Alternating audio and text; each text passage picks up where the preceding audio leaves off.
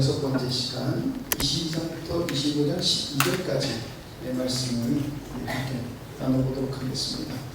오늘 말씀의 제목을 한번 이렇게 잡아봤습니다. 하나님의 일이 되어진다라고 하는데, 하나님의 일은 도대체 어떻게 되어지느냐라는 것을 여러분과 함께 나눠보도록 하겠습니다.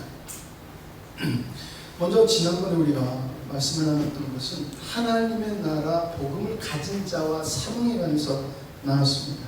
하나님의 복음을 가진 자는 하나님의 원하심을 따라서 그 복음을 전해야 돼요. 내 생각과 내 뜻으로 전하고 내 능력으로 전하는 것이 아니라 하나님의 원하심을 따라서 복음을 전해야 됩니다. 그래서 우리는 반드시 하나님께서 교회를 통해서 일하시는 원리를 알아야 돼요. 세상 속에서 부른 자들을 교회라고 해요. 지금 여기는 그 교회가 아닌 세상으로부터 구별된 에클레시아 교회를 하나님이 어떻게 사용하는지의 원리를 알아야지 우리가 그 방향을 가지고 하나님 앞에 합당하게 살 수 있는 거예요. 예. 그것은 뭐냐면 하나님은 하나님의 성령을 부어주셔서 뭘 해나가시냐면 말씀과 성령을 주셔서 전인적인 삶을 변화시키셔야 돼요. 그러니까 우리는 구원받았다라고 끝나는 게 아니라 나의 삶은 전인적으로 변화돼야 되라고 해야 되는 것입니다.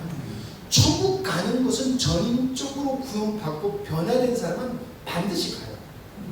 근데 전인적으로 변화되는 삶을 살려면은 전인적인 삶의 변화가 있으려면 어떻게 해야 되느냐? 바로 교회 머리가 그리스도께서 머리가 되셔야 된다는 것이에요. 여러분, 머리는 뭡니까? 모든 것을 움직이는 근원입니다. 아무리 몸이 튼튼한 사람, 아무리 머리가 똑똑하더라도 여러분, 머리가 멈춰버리면, 몸이 튼튼한 사람도 머리가 멈춰버리면 순간 바보가 돼요.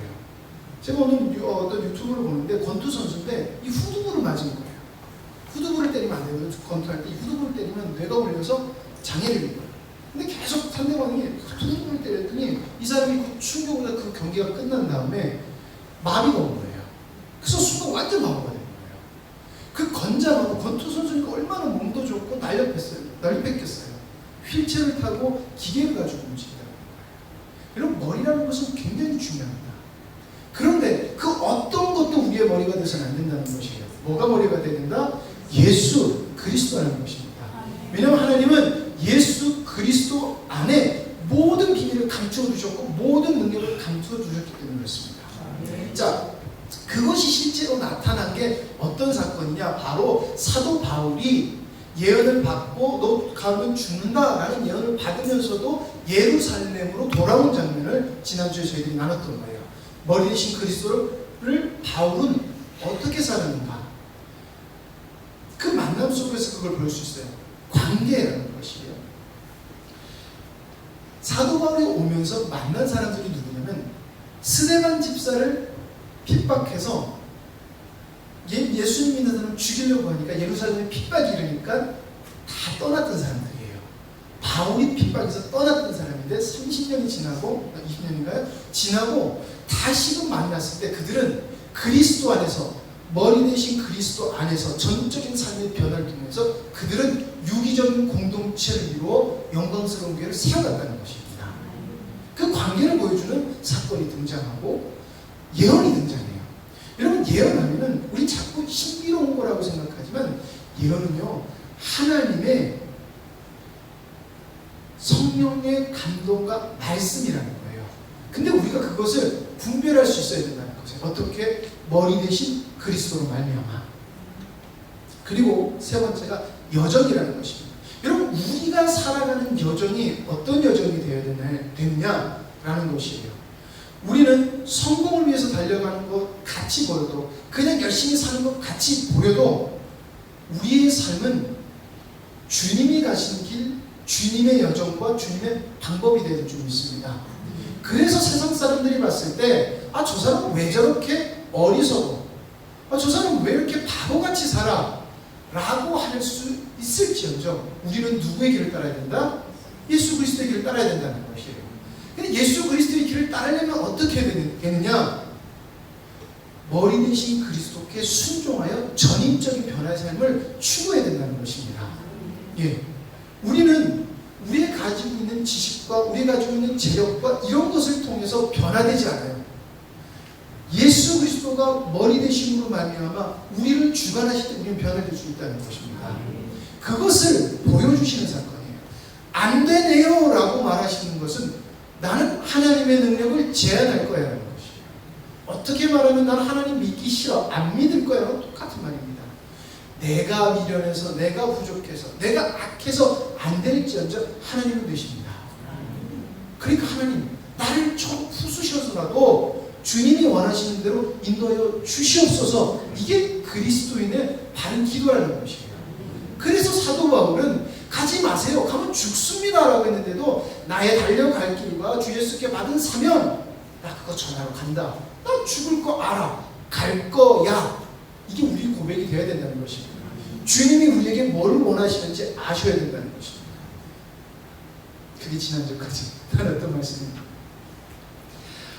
짧게 그 사도 바울이 로마로 압송되기 전까지의 그 스토리를 짧게 이야기 드리고 또 나눠보도록 하겠습니다. 예루살렘에 가서 이제 사도 바울이 결례를 행하지 않아서 결례를 행하러 나갔다가 바울이 체포됩니다. 근데 왜 체포되냐면 아시아에서부터 바울을 핍박하기 위해서 모함하기위해서 따라온 유대인 무리들이 있었어요. 그들이 사람들을 선동해서 사도 바울을 잡히게 돼요. 막 소동이 일어나요. 그랬더니 거기 있던 천부장이 사도 바울을 잡게 돼요. 그때 사도 바울이 야 내가 지금 나를 모함하는 사람들 앞에서 변론하게 해줘 라고 이야기를 합니다. 그러면서 사도 바울이 유대인들 자기를 핍박하고 충동하는 사람들 앞에서 이제 간증을 해요. 이 간증은 뭐냐면 자기가 담의 석상에서 예수님을 만난 이야기를 합니다. 담의 석상에서 내가 예수님을 받고 사울아 사람이 왜 나를 핍박하느냐, 그래서 내가 원래는 예수님 믿는 사람들을 핍박하고 죽였는데 난 이제 예수님을 복음으로 예수 그리스도의 복음을 전하는 거야 라고 그 고백을 해요.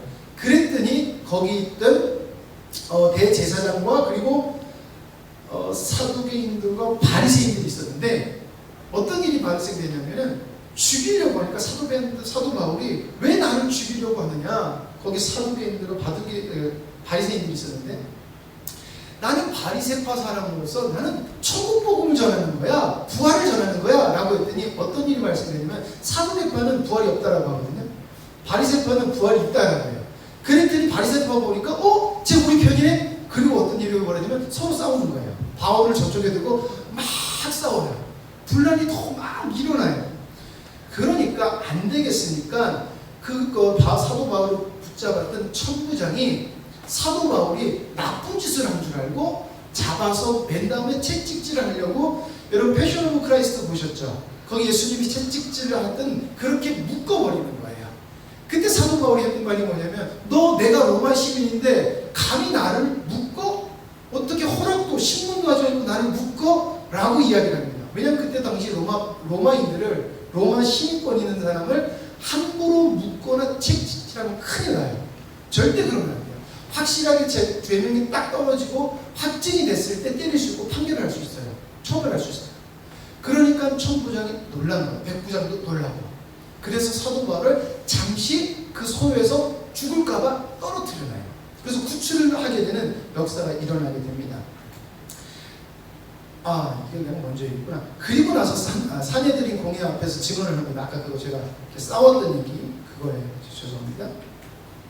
자, 그래서 사두개인들하고 바리새인들하고 다투니까 사도 바울을 죽이려고 했던 사람들이 더 모함해서 40명의 결사대를 조직해서 바울을 죽여버리겠다고 확증해. 먹고 사도 바울을 죽이기 전까지 먹지도 마시지도 않겠다 하면서 그 결사대가 이때 생기는 거예요.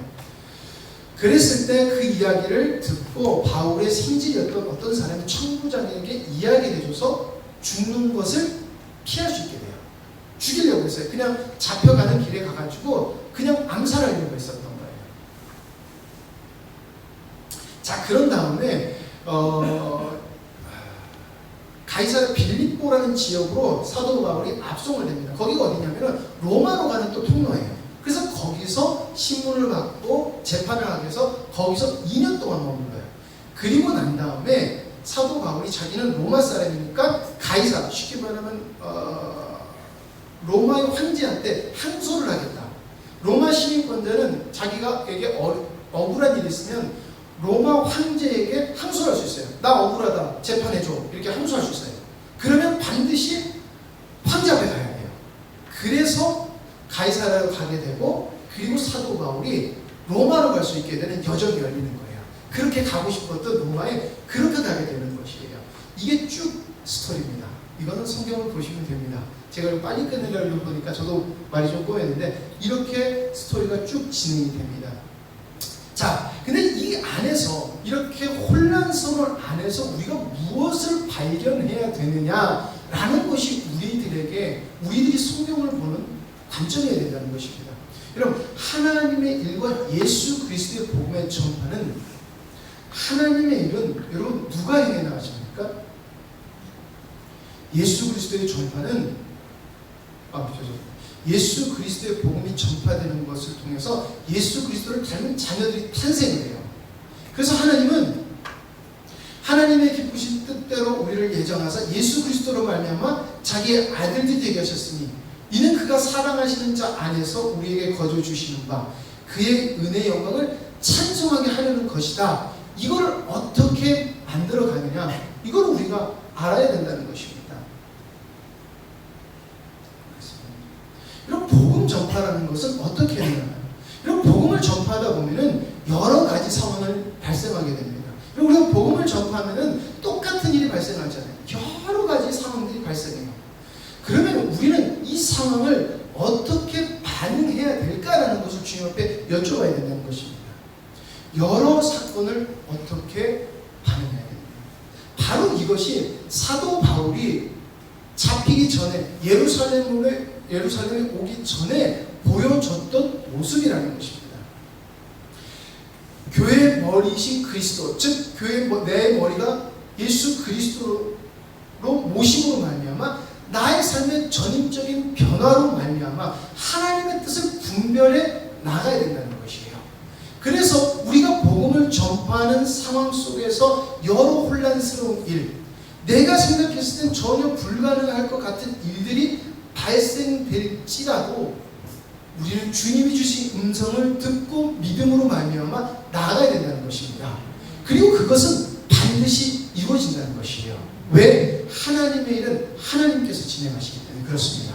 그래서 하나님의 일이 되어지면 하나님이 이루어 가신다는 것입니다. 자, 사도 바울이 잡히기 전에 이렇게 고백합니다. 보라, 이제 나는 성령에 매여 예루살렘으로 가는데 거기서 무슨 일을 당하는지는 알지 못하노라. 오직 성령이 각 성에서 내게 증언하며 결박과 환난이 나를 기다린다 한다라고 이야기해요. 그리고 사도 바울이 체포가 돼요. 근데 사도 바울이 체포가 되는 것을 주님께 받은 것이지만 사도 바울이 예루살렘에서 체포된 다음에 당한 상황은 자기가 받은 것과 약간 다른 상황인 거예요. 뭐냐면은 사도 바울은 분명히 이방인들에게 자기를 복음을 전할 것이기 때문에 나는 사로잡힌다고 생각을 했는데 지금 내가 사로잡히는 상황은 나의 목숨이 예루살렘에서 끊어질 것 같은 상황인 거예요. 분명히 내가 예루살렘으로 들어오기 전에 하나님이 주신 말씀과 다른데? 라는 지금 생각이 사도 바울에게 있는 것이에요. 즉 주님이 주신 사명과 멀어지는데? 라는 상황이 사도 바울의 지금 상황이라는 것입니다. 그럼 여기는 복음의 주체는 누구인가라는 것이 계속해서 사도 바울의 사역을 통해서 나타나고 있어요. 우리는 사도 바울 하면 정말 열정적으로 죽음도 불사하면서 복음을 전하는 자라고 이야기해요. 그래서 복음이 전해졌다. 이게 맞는 말이에요. 그러나 복음의 전파는 누가 한다? 예수 그리스도께서 하신다는 것이에요. 자, 복음의 전파는 인간이 아니라 하나님이 하십니다. 근데 그걸 어떻게 해 나가시느냐? 바로 복음 전파는 우연이라는 게 없습니다. 복음 전파는 하나님의 섭리와 작정뿐이라는 것입니다. 여러분, 하나님의 섭리와 작정 안에 모든 것은 돌아가는 것이에요. 하나도 우연적으로 일어나는 것이 없어요. 여러분들은 하나님의 섭리 가운데 이 자리에 오셨고 작정 가운데 이 자리에 오신 분인 줄 믿으시기 바랍니다. 여러분, 바울이 복음을 전하라 이루어 가시는 분은 하나님이에요. 자, 예수님을 만난 바울, 사도 바울이 담에색산에서 예수님을 만났을 때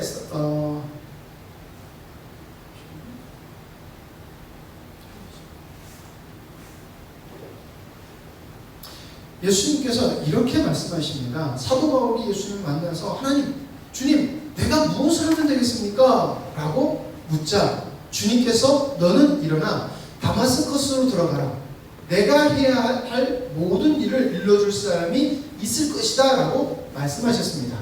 사도 바울이 담에색산에서 예수님을 만난 다음에 눈이 멀잖아요. 그러니까 나 어떻게 해야 돼요? 라고 이야기를 합니다. 그때는 우리는 그 장면만 알았잖아요. 아나니아한테 가서 눈 씻고 눈 떴다라고 많이 기억하고 있잖아요. 근데 예수님이 가장 중요한 말을 해요. 아나니아가 네가 뭘 해야 될지 말해줄 거야. 내 뜻을 걔한테서 말해줄 거야. 걔를 통해서 너한테 말해줄 거야 라고 했어요. 그리고서 아나니아는 나에게 이렇게 말했습니다. 사도 바울 눈 뜨십시오 라고 얘기한 다음에 이렇게 말했습니다. 우리 조상들의 하나님이 당신을 택하여 그분의 뜻을 알게 하시고 의로우신 그리스도를 보게 하셨으며 그 의로우신 분이 하신 말씀을 듣게 하셨습니다. 이것은 당신이 그분의 증인이 되어서 보고 들은 일을 모든 사람에게 말하게 하기 위한 것입니다 라고 하면서 이방인의 사도가 될 것을 이야기를 해줘요. 이때 이야기를 해주는 거예요. 그래서 사도 바울은 자기가 이방인의 사도가 돼야 되는 것이 너무나 확실하고, 지금 나는 예수님께서 내가 붙잡힌다는 것을 예언해 주는 것도 이방인에게 복음을 전하기 위해서 잡히겠다고 하신 거라는 거예요. 근데 그렇게 얘기했는데 어떻게 해요? 지금 예루살렘에서 죽게 생긴 상황이라는 것입니다. 어쨌든 이것이 있으면서 사도 바울의 여정이 시작됐어요. 여러분, 사도 바울이 지금 이해하기 힘든 상황이에요. 왜 하나님은 이렇게 하셨을까? 여러분, 우리가 복음을 전하고, 저도 우리 목사님이 목회를 하고 저도 목회를 하면서 느끼는 것 중에 하나가, 하나님은 왜 이렇게 하셨을까? 정말 많은 고민과 질문을 하게 되는 거예요. 그때 사도 바울에게 하나님이 하신 말씀이 이거였습니다. 잡혀서 고민하는 중에 그때 주님께서 나에게 가거라, 내가 너를 멀리 이방인들에게 보내겠다 하고 말씀하셨습니다 라고 하신다는 것이에요. 하나님이 이 말씀하신 것은 내가 너를 불렀고 내가 너를 통해서 복음을 전하는 거야 라는 것을 말씀해 주시는 거죠. 네 눈에 봤을 땐 지금 네가 받은 것처럼 반대되는 상황일지라도 내가 너에게 준 것은 이루어질 거야. 왜? 내가 준 거기 때문에. 이것을 말씀하시는 것이죠. 바울의 상황은 집어대서 죽음의 위협을 받고 있어요. 그러면 하나님의 작정하심과 일하심이 실패인가? 아니라는 것입니다. 그래서 사도 바울이 이렇게 힘을 냅니다. 그날 밤에 주님이 바울 곁에 서서 이렇게 말씀하십니다. 용기를 내어라. 내가 예루살렘에서 나를 증거하는 것처럼 어디로? 로마로 가서 증거해야 될 거다 라고 확증을 주셨다는 거야. 내가 너를 부른 이유 이거야 라는 것이에요. 하나님은 우리를 부르시고 그리고 이끌어가세요. 그게 뭐다? 하나님의 작정과 섭리라는 것입니다. 그럼 우리는 무엇을 봐야 된다는 것이에요? 하나님의 작정과 섭리를 봐야 된다는 것입니다. 복음을 이루어 가시는 하나님의 작정.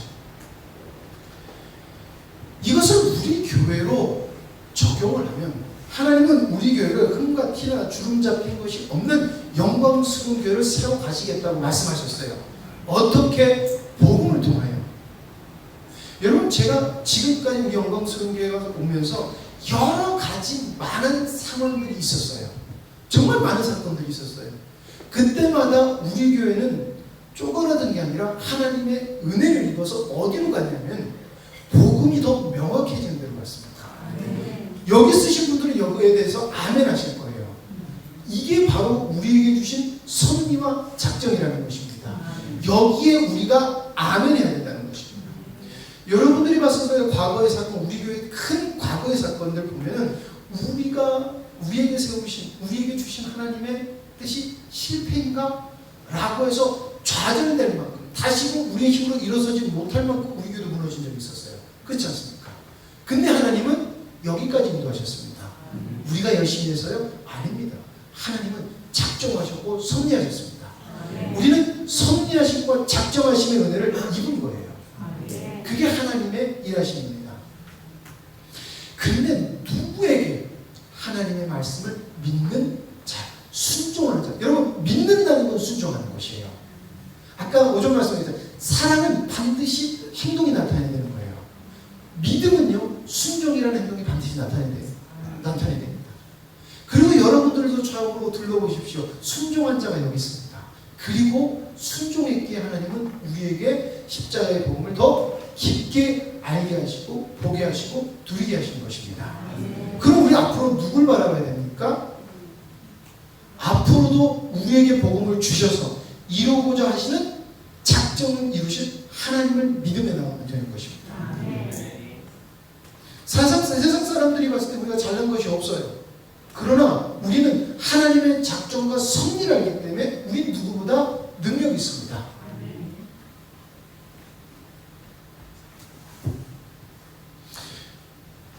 여러분, 교회에 대해서 우리 교회를 세우신 이 작정의 말씀은 정말 귀한 말씀이고 정말 어마어마한 말씀입니다.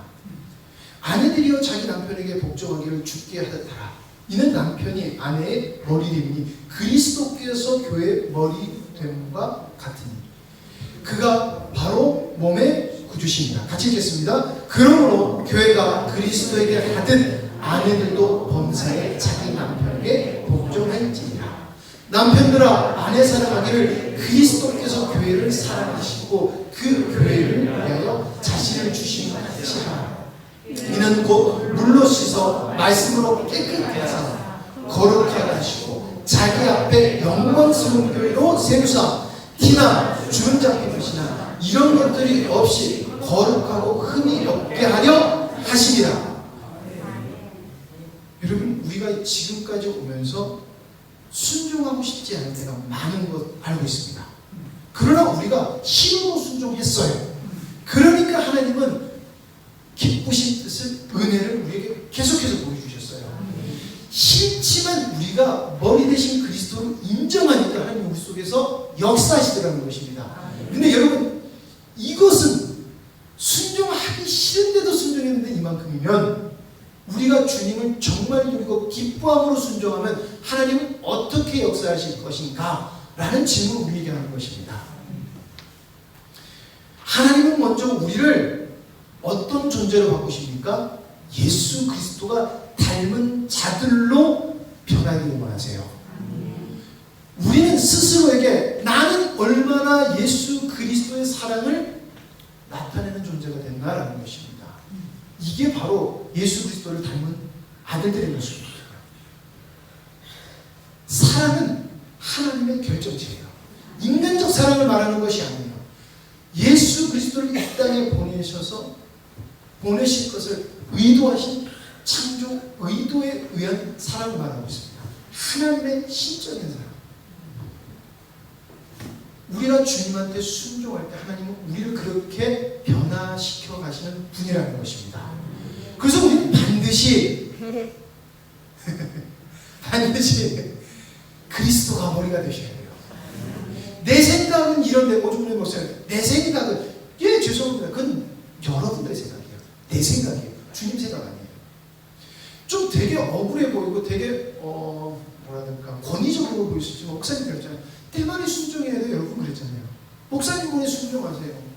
목사님 이런데요 라는 말 하시는 거는 여전히 내 생각에 똘똘 뭉치는 사람이에요.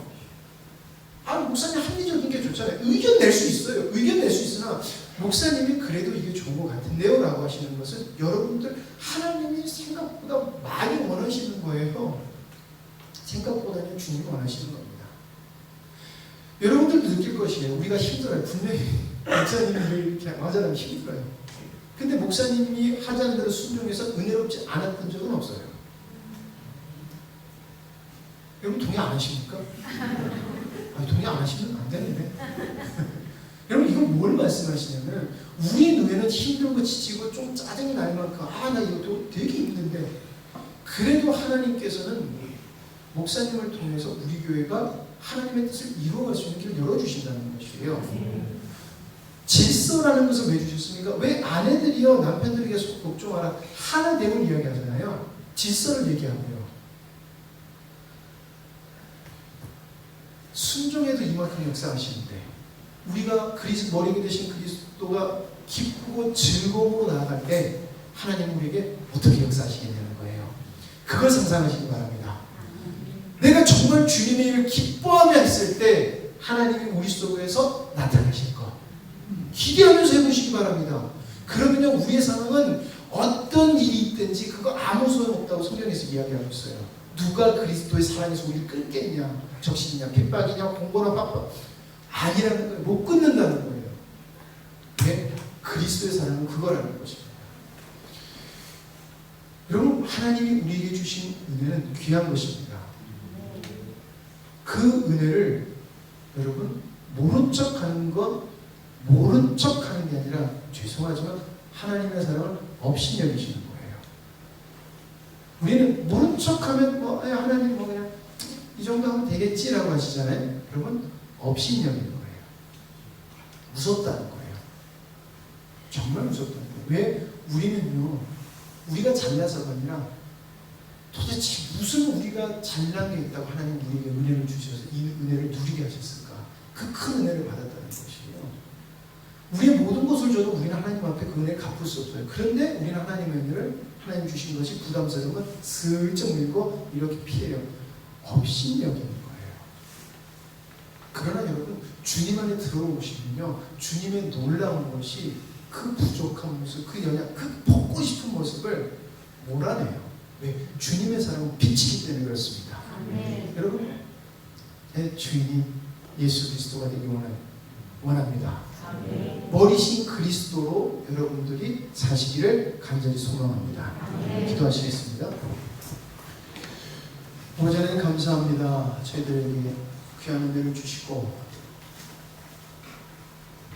그 은혜가 무엇인지 경험케 해주신 주님 너무나 감사드립니다. 그러나 저희들이 세상을 살아가면서 주님을 참으로 많이 잊어먹는 것 같습니다. 우리들의 완악함을 용서하여 주시옵소서. 주님께 받은 것이 귀하고 정말 귀하고 귀한 것을 줬는데 우리는 얼마나 그 귀한 것을 진짜 감사하고 기쁘게 주님이 주신 일을 행하였나 돌이켜봅니다. 많은 부분에서 그렇지 못한 것이 아버지 저희들의 모습인 것을 저희들이 인식하게 하여 주시옵소서. 그러므로 주님 앞에 회개하며 나아감으로 말미암아 주님이 기뻐하시는 것에 더욱더 집중하게 하시고 주님이 기뻐하시는 것이라고 하면은 내 모든 것을 드리리라고 하는 그 마음으로 순종의 마음으로 나가게 하여 주시옵소서. 하나님 나의 머리가 그리스도가 되시면 분명히 주님의 역사가 나타날 줄 믿습니다.